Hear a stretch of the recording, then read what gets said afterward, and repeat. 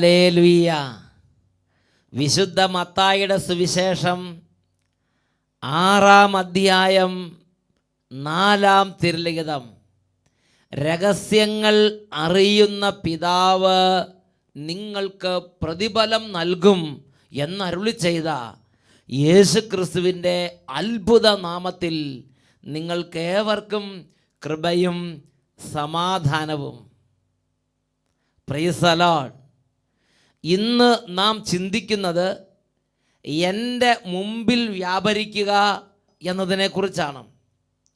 ഉൽപ്പത്തിയുടെ പുസ്തകത്തിൽ 17-ാം അധ്യായം 1-2 തിരുലിഖിതങ്ങൾ.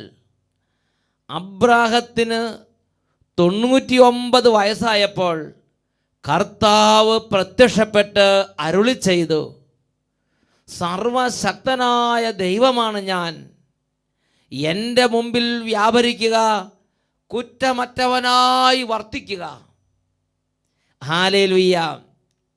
പ്രിയപ്പെട്ട ദൈവമക്കളെ, കഴിഞ്ഞ നാളുകളിൽ അഭിഷേകാഗ്നി വചന ശുശ്രൂഷകളിൽ പങ്കുചേർന്നുകൊണ്ടിരുന്നപ്പോൾ ദൈവമക്കളുടെ ജീവിതങ്ങളിലും കുടുംബങ്ങളിലും യേശുവിൻ്റെ നാമത്തിൽ അത്ഭുതങ്ങളും അടയാളങ്ങളും സംഭവിച്ചിട്ടുണ്ട്.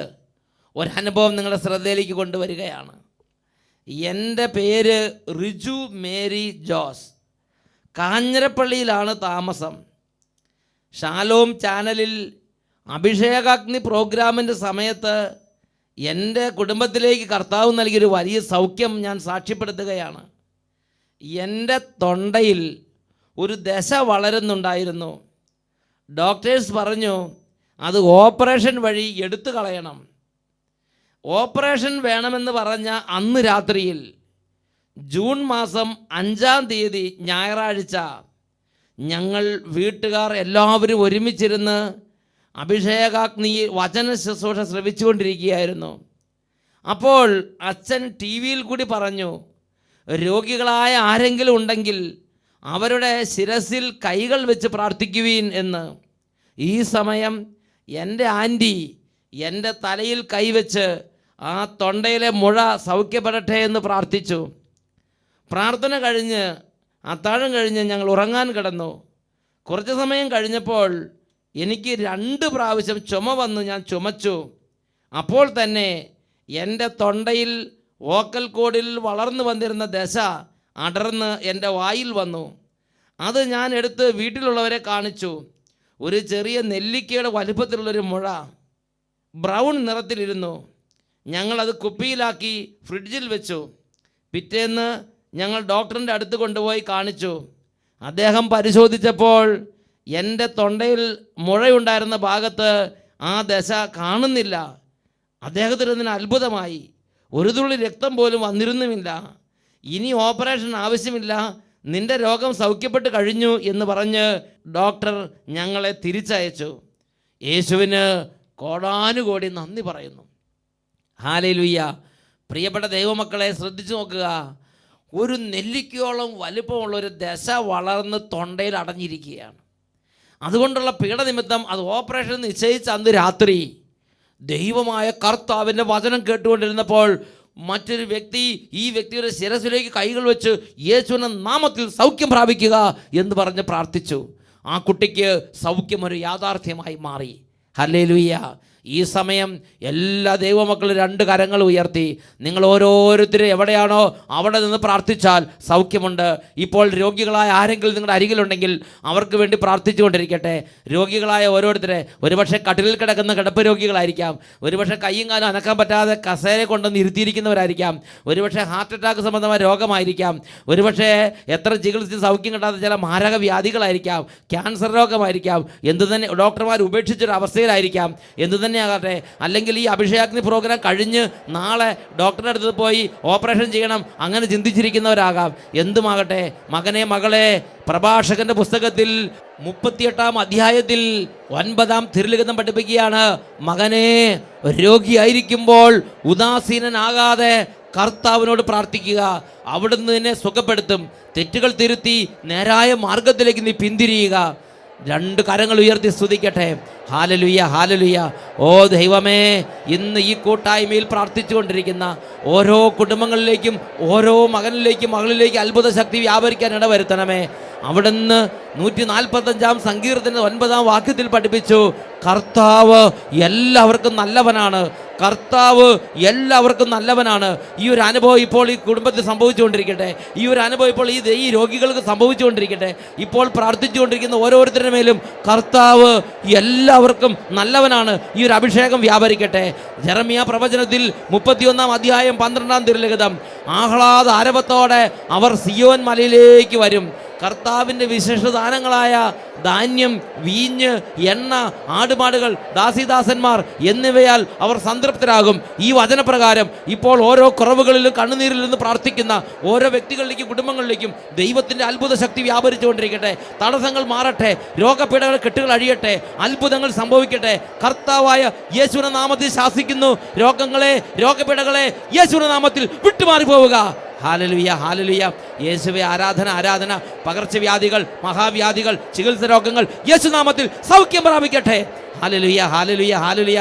ഓ ദൈവമേ, ഈ വചനങ്ങൾ കേട്ടുകൊണ്ടിരിക്കുന്ന ദൈവമക്കളിൽ വിശ്വാസം മങ്ങിപ്പോയവർ, ആത്മീയ ഉണർവ് നഷ്ടപ്പെട്ടവർ, മന്ദത, മരവിപ്പ് ഇവ ബാധിച്ച് ബന്ധനത്തിൽ കിടക്കുന്നവർ യേശുനാമത്തിൽ വിടുതൽ പ്രാപിക്കട്ടെ. ഹാലലുയ, ഹാലലുയ. ഓ ദൈവമേ, ആത്മീയ കാര്യങ്ങൾ പങ്കെടുത്തുകൊണ്ടിരിക്കുമ്പോൾ ദൈവികമായ ശക്തി കാണാൻ പറ്റാത്ത വിധം സാത്താൻ കെട്ടിയിട്ടിരിക്കുന്ന ഓരോ മകളിൽ നിന്നും അശുദ്ധ ശക്തികളെ, ദുരാത്മാക്കളെ നസ്രായന നാമത്തിൽ കൽപ്പിക്കുന്നു. ഈ ദൈവമക്കളെ വിട്ട് നീ നിത്യപാതാളത്തിലേക്ക് ഇപ്പോൾ നിബന്ധിക്കുക. ഹാലലുയ, ഹാലലുയ. യേശുവേ ആരാധന. ബാലികാ ബാലന്മാർ അനുഗ്രഹം പ്രാപിക്കട്ടെ. യുവതി യുവാക്കന്മാരുടെ മേൽ ദൈവശക്തി വ്യാപരിച്ച് ജോലി തടസ്സങ്ങൾ, പഠന തടസ്സങ്ങൾ വിട്ടുമാറിപ്പോകട്ടെ. ഹാലലുയ, ഹാലലുയ.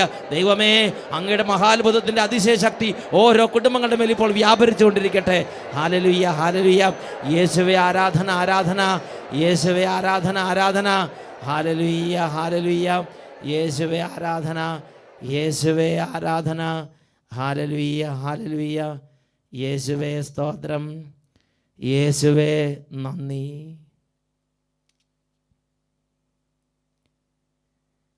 ഹല്ലേലൂയ. ഉൽപ്പത്തിയുടെ പുസ്തകത്തിൽ 17 അധ്യായത്തിൽ 1, 2 തിരുലിഖിതങ്ങൾ, അബ്രാഹത്തിന് 99 വയസ്സായപ്പോൾ കർത്താവ് പ്രത്യക്ഷപ്പെട്ട് പറഞ്ഞു, ഞാൻ സർവശക്തനായ ദൈവമാണ്, എൻ്റെ മുമ്പിൽ വ്യാപരിക്കുക, കുറ്റമറ്റവനായി വർത്തിക്കുക. Walk before me and be perfect. നീ എൻ്റെ മുമ്പിൽ വ്യാപരിക്കുക, കുറ്റമറ്റവനായി വർത്തിക്കുക. 2 സംഗതികൾ ദൈവമായ കർത്താവ് അബ്രഹാമിനോട് ആവശ്യപ്പെട്ടിരിക്കുകയാണ്. ഒന്ന്, നീ എൻ്റെ മുമ്പിൽ വ്യാപരിക്കുക, നീ എൻ്റെ മുമ്പിൽ ജീവിക്കുക, നീ എൻ്റെ മുമ്പിൽ നടക്കുക. ഒന്ന്, എൻ്റെ മുമ്പിൽ വ്യാപരിക്കുക. 2, കുറ്റമറ്റവനായിരിക്കുക, കുറ്റമറ്റവനായി വർത്തിക്കുക. ഇതിൽ ഒന്നാമത്തെ കാര്യത്തെക്കുറിച്ച് നമ്മൾ ഒന്ന് ആഴത്തിൽ ചിന്തിക്കാൻ പോവുകയാണ്. എൻ്റെ മുമ്പിൽ വ്യാപരിക്കുക. അബ്രഹാം ഇപ്പോൾ സാറായുടെ മുമ്പിൽ വ്യാപരിച്ച് കയ്യടി വാങ്ങാൻ ശ്രമിക്കുന്നുണ്ട്. ലോത്തിൻ്റെ മുമ്പിൽ വ്യാപരിക്കുന്നുണ്ട്. അങ്ങനെ പലരുടെയും മുമ്പിൽ അബ്രഹാം വ്യാപരിച്ചുകൊണ്ടിരിക്കുകയാണ്. അവരുടെ മുമ്പിൽ സുസമ്മതനാകാൻ, അവരുടെ അപ്രീതി വരാതിരിക്കാൻ, അവരുടെ ഒരു വിമർശനം ഏറ്റുവാങ്ങാതിരിക്കാൻ, അവരുടെ മുമ്പിൽ സ്വീകാര്യനാകാൻ അവരുടെ മുമ്പിൽ അബ്രഹാം വ്യാപരിച്ചുകൊണ്ടിരിക്കുകയാണ്. പ്രിയപ്പെട്ട ദൈവമക്കളെ, എന്നാൽ സ്വർഗത്തിലെ ദൈവം എന്നോടും നിങ്ങളോട് സകലരോട് ആവശ്യപ്പെടുകയാണ്, ഏക സത്യ ദൈവത്തിൻ്റെ മുമ്പിൽ നീ വ്യാപരിക്കണം. ഏക സത്യ ദൈവമായി ഇന്നും ജീവിക്കുന്ന കർത്താവിൻ്റെ മുമ്പിൽ നീ ജീവിക്കുക, കർത്താവിൻ്റെ മുമ്പിൽ നീ വ്യാപരിക്കുക. നിന്റെ ജീവിതം കർത്താവിൻ്റെ കണ്ണുകളുടെ മുമ്പിലാണെന്ന് നീ അറിയുക. 139 സങ്കീർത്തനത്തിൽ ഈ കാര്യം കുറച്ചും കൂടെ സ്പഷ്ടമായി പഠിപ്പിക്കുന്നുണ്ട്. 139 സങ്കീർത്തനത്തിൽ 2, 3 തിരുലിഖിതങ്ങൾ, ഞാൻ ഇരിക്കുന്നതും എഴുന്നേൽക്കുന്നതും നടക്കുന്നതും അവിടുന്ന് അറിയുന്നു, എൻ്റെ വിചാരങ്ങൾ അവിടുന്ന് അകലെ വെച്ച് തന്നെ മനസ്സിലാക്കുന്നു, എൻ്റെ നടപ്പും എൻ്റെ കിടപ്പും അങ്ങൊന്ന് പരിശോധിച്ചറിയുന്നു. ഒരു വാക്ക് എൻ്റെ നാവിൽ എത്തുന്നതിന് മുമ്പ് തന്നെ കർത്താവേ അത് അവിടുന്ന് അറിയുന്നു. അവിടുന്ന് എൻ്റെ മുമ്പിലും എൻ്റെ പിൻപിലും എനിക്ക് കാവൽ നിൽക്കുന്നു. അവിടുത്തെ കരം എൻ്റെ മേലുണ്ട്. ഈ അറിവ് എന്നെ വിസ്മയിപ്പിക്കുന്നു. അപ്രാപ്യമാംവിധം ഉന്നതമാണല്ലോ ഈ അറിവ്. ഹല്ലേലൂയ. എൻ്റെ ദൈവത്തിൻ്റെ കണ്ണ് എൻ്റെ മേലുണ്ട്. എൻ്റെ മുമ്പിൽ എൻ്റെ ദൈവം എനിക്ക് കാവൽ നിൽക്കുന്നു. എൻ്റെ പുറകിൽ എൻ്റെ ദൈവം എനിക്ക് കാവൽ നിൽക്കുന്നു. പ്രിയപ്പെട്ട ദൈവമക്കളെ, ജീവിക്കുന്ന ദൈവത്തിൻ്റെ ഏക സത്യ ദൈവത്തിൻ്റെ മുമ്പിലാണ് എൻ്റെയും നിങ്ങളുടെയും സകല മർത്യരുടെയും ജീവിതം പോയിക്കൊണ്ടിരിക്കുന്നത്. അതുകൊണ്ട് ദൈവം ഇന്ന് എന്നോടും നിങ്ങളോടും അഭ്യർത്ഥിക്കുകയാണ്, ഇതിനെക്കുറിച്ച് ഞാനും നിങ്ങൾ ബോധവാനാകണം. അതുകൊണ്ട് ഉണർന്ന് പ്രവർത്തിക്കണം, അല്ലെങ്കിൽ നീ തിരസ്കൃതനാകും. ഇതാ സാമുവേൽ പ്രവാചകന്റെ 1-ാം പുസ്തകത്തിൽ 16-ാം അധ്യായത്തിൽ 6-ഉം 7-ഉം തിരുലിഖിതങ്ങളിൽ ഈ കാര്യത്തെക്കുറിച്ച് വകതിരിവില്ലാതെ നടന്ന് ദൈവത്തനിൽ തിരസ്കരിക്കപ്പെട്ട ചില വ്യക്തികളെക്കുറിച്ച് ദൈവത്തിൻ്റെ വചനത്തിൽ നമ്മൾ വായിക്കുകയാണ്. 1 സാമുവേൽ 16-ാം അധ്യായത്തിലെ 6-ഉം 7-ഉം തിരുലിഖിതങ്ങൾ. ഈ രംഗം ഇതാണ്. സാമുവേൽ പ്രവാചകൻ ജെസയുടെ ഭവനത്തിലേക്ക് ദൈവമായ കർത്താവ് കൽപ്പിച്ചതനുസരിച്ച് ഒരു രാജാവിനെ വാഴിക്കാൻ വേണ്ടി ജെസയുടെ കുടുംബത്തിലേക്ക് ചെല്ലുകയാണ്. അവൻ വന്നപ്പോൾ സാമുവേൽ എലിയാബിനെ ശ്രദ്ധിച്ചു. കർത്താവിൻ്റെ അഭിഷിക്തനാണ് മുമ്പിൽ നിൽക്കുന്നതെന്ന് അവന് തോന്നി. എന്നാൽ കർത്താവ് സാമുവേലിനോട് കൽപ്പിച്ചു, അവൻ്റെ ആകാര വടിവോ ഉയരമോ നോക്കണ്ട, അവനെ ഞാൻ തിരസ്കരിച്ചതാണ്. മനുഷ്യൻ കാണുന്നതല്ല കർത്താവ് കാണുന്നത്. മനുഷ്യൻ ബാഹ്യരൂപത്തിൽ ശ്രദ്ധിക്കുന്നു, കർത്താവാകട്ടെ ഹൃദയ ഭാവത്തിലും. പ്രിയപ്പെട്ട ദൈവമക്കളെ, ജെസയുടെ കുടുംബത്തിൽ ഒരു രാജാവിനെ അഭിഷേകം ചെയ്യാൻ വേണ്ടി സാമുവേൽ പ്രവാചകൻ കർത്താവിനാൽ അയക്കപ്പെട്ട് എത്തിച്ചേർന്നു. അപ്പോൾ ജെസെ കുടുംബത്തിലെ ഏറ്റവും സ്വീകാര്യനായ ഒരു വ്യക്തിയെ കൊണ്ടുവന്നിരിക്കുകയാണ്. അവൻ്റെ പേരാണ് ഏലിയാവ്. എന്താ ഏലിയാവിൻ്റെ പ്രത്യേകത?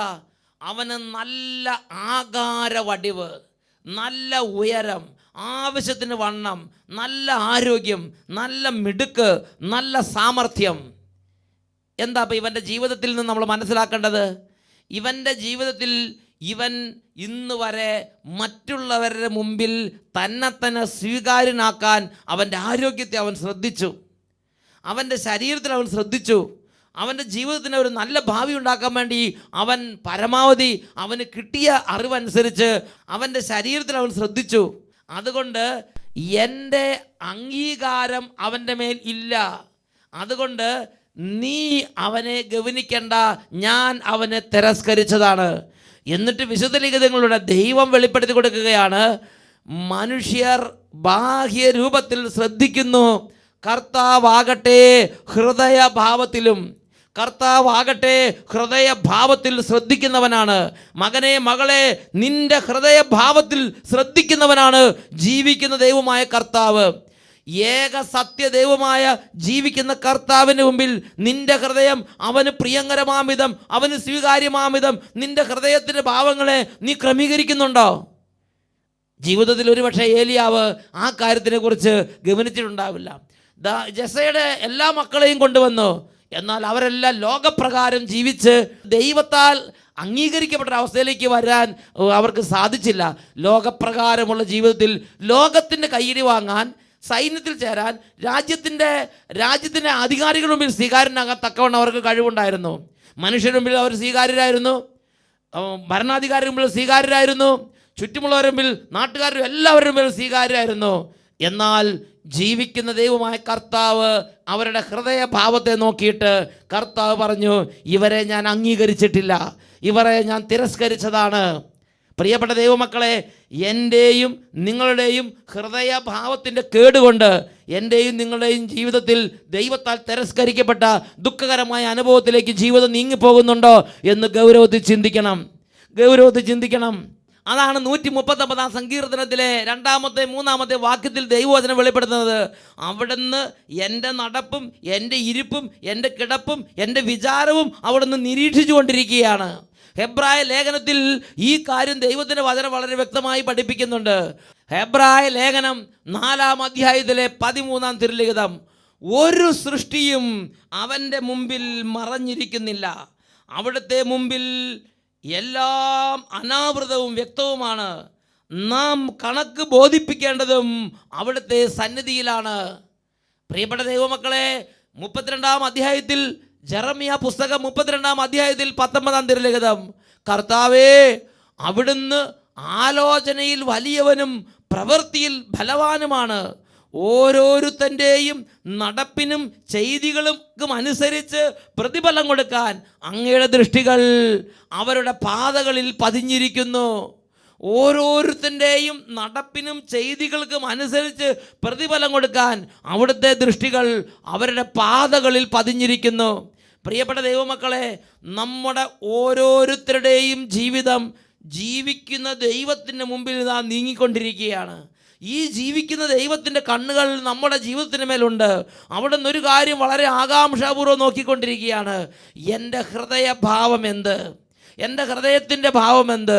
ഈ ദൈവത്തിന് പ്രിയങ്കരനാകാൻ വേണ്ടി ആഗ്രഹിക്കുന്ന ഒരു ഹൃദയഭാവമാണോ എൻ്റെ ഉള്ളിലുള്ളത് എന്ന് ഈ ജീവിക്കുന്ന ദൈവമായ കർത്താവ് എൻ്റെ ഹൃദയത്തെ നിരീക്ഷിച്ചു കൊണ്ടിരിക്കുകയാണ്.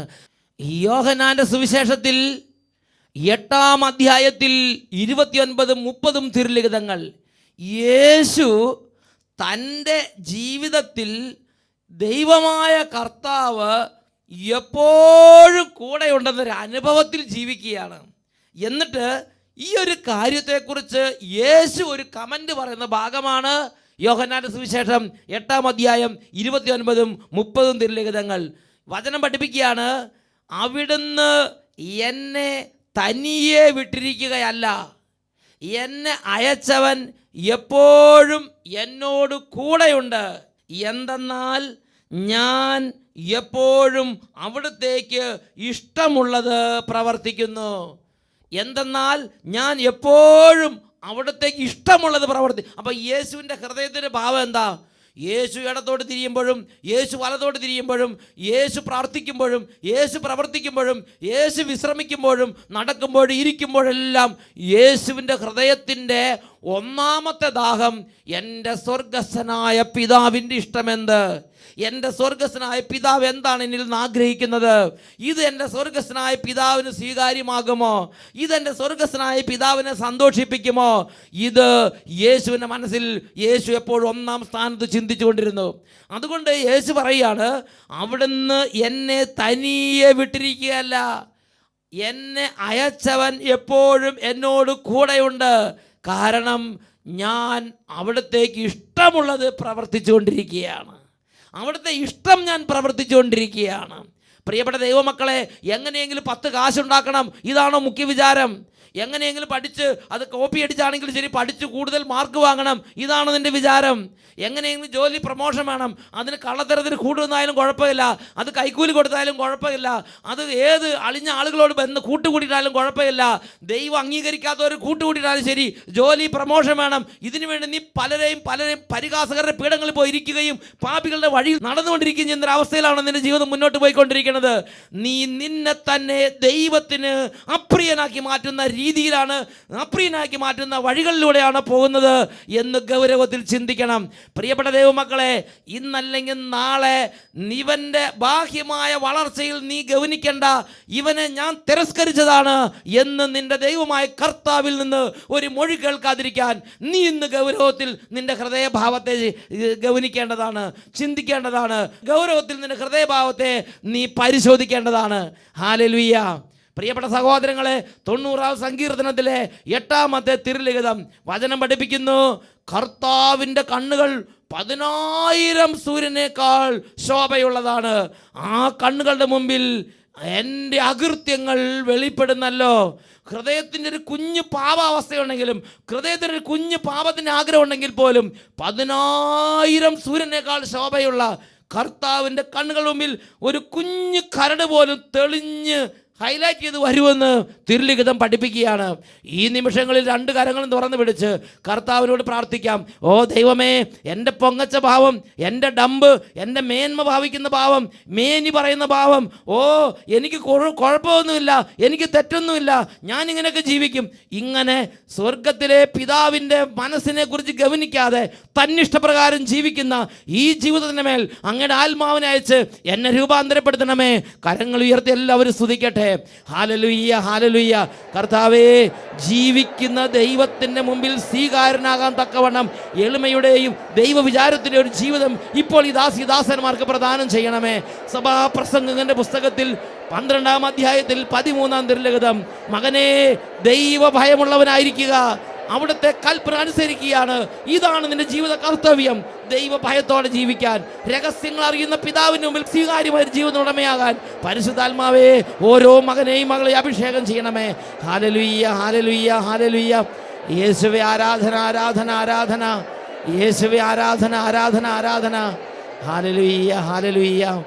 യേശുവേ ആരാധന, യേശുവേ സ്തോത്രം, യേശുവേ ആരാധന, യേശുവേ നന്ദി.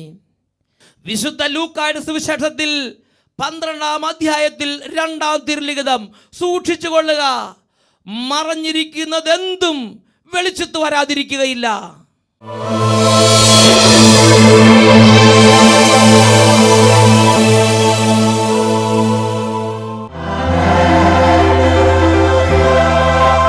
ജ്ഞാനത്തിൻ്റെ പുസ്തകത്തിൽ 1-ാം അധ്യായം പഠിപ്പിക്കുന്നു, കർത്താവിൻ്റെ ആത്മാവിനാൽ ലോകം നിറഞ്ഞിരിക്കുന്നു.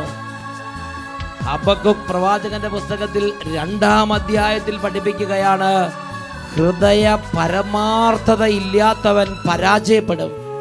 പ്രിയപ്പെട്ട ദൈവമക്കളെ, ദൈവമായ കർത്താവ് എൻ്റെ ഹൃദയത്തിൻ്റെ പരമാർത്ഥതയെ നിരീക്ഷിച്ചു കൊണ്ടേയിരിക്കുകയാണ്.